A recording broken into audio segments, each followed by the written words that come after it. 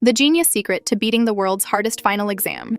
My advanced physics professor, Dr. Thorne, was a living legend, and not in a good way.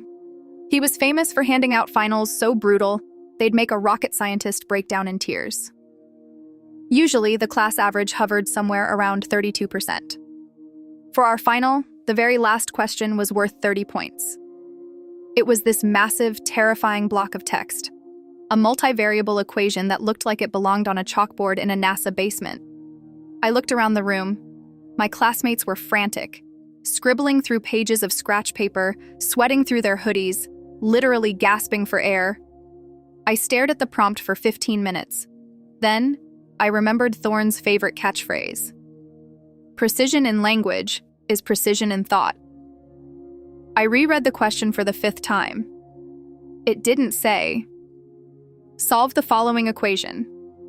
It said, "Provide a logical justification for why a solution to this equation must exist." I took a deep breath. I didn't touch my calculator. I just wrote one single sentence. According to the law of conservation of energy, which we covered in week 2, a system with these specific initial parameters must reach an equilibrium. Therefore, a solution exists. I closed my test booklet and walked to the front of the room. The silence was deafening.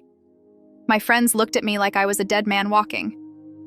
2 days later, Thorne walks into the lecture hall, and he's smirking. He drops a stack of papers on the podium and says, "In 20 years of teaching, only 12 students have actually read the instructions on page 10.